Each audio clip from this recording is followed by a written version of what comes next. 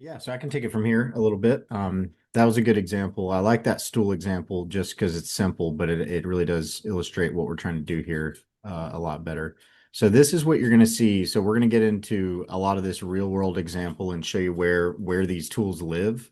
A lot of these have been in here for maybe, I mean, in 2026, if you're on 2026, you'll see this here. So I'll talk a little bit about licensing and things like that in a minute. But basically, what you're seeing on the screen here is your standard SolidWorks locally installed on your desktop, just like you've seen for years and years. But you're going to get this little section on the right in the add-in now that has these virtual companions in it.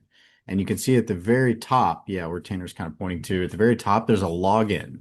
So that's the user, and this is a specific license type, a login licensed instance of SolidWorks here. So it's just locally installed SolidWorks, and you can feel free to ask us about these different license types because we're kind of trying to create some more content around all the different ways you can license SolidWorks. So in this instance, you might not have a serial number. You would actually be launching this from your user login for your 3D Experience user login. So that's kind of why we're pointing to the user icon in the top right there.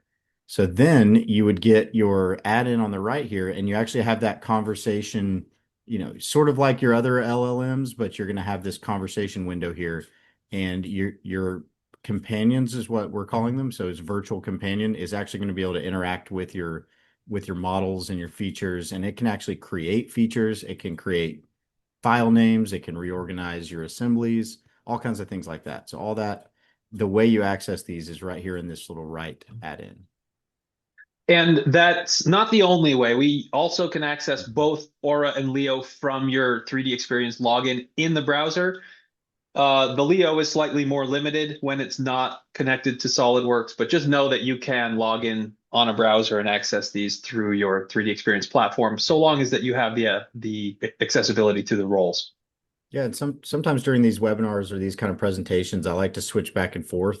We want to show you some real time. Can I show my screen for a second, and then we'll go right back, and we're going to show you some predefined videos as well as some actual just clicking around real world examples. So just while we're just talking about interface and what it might look like, I just launched SolidWorks. I'm in 2026, obviously. You can see my login up here in the top right. So I'm actually logged in. I don't have a serial number for this instance of SolidWorks. I'm getting my license from the platform. So when I log in with my 3D Experience platform, I now have a license. So it launches locally here, and then I have this virtual companion button. So this is kind of new, maybe in the last few months, this logo. So some of you might start seeing this instead of in that screenshot. I noticed it was showing this a little bit older, this potion, this AI Labs potion, and it was moved up here to the top right. And really, all this does is might be jumping ahead a little bit here, Tanner, but just wanted to click on that. So this allows you just to explore some of the other categories and things that we're going to cover in a little bit here. But this is the main thing I want to show you here is that this is the interface. You can click on your add-in, you go to virtual companions. I can click on Aura and I can ask it anything right here. So I can just say, hello.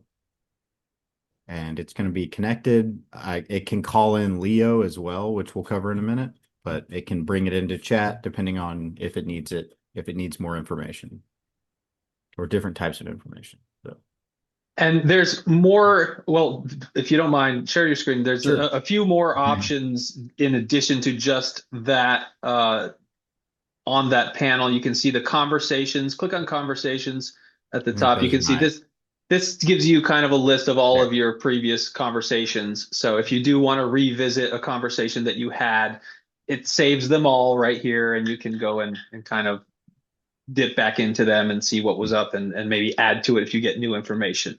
So And it's here's a it's good, interesting example where I asked Aura something that Aura needed a different companion to help with, so Leo, and I didn't really notice that I was asking something that Leo would answer. So it automatically added Leo to the conversation. So now I have an Aura and Leo conversation. So it's going to pull in whatever, if you say, hey, what are my drawing templates or where are they or something, it's going to pull in the right companion depending on what it needs.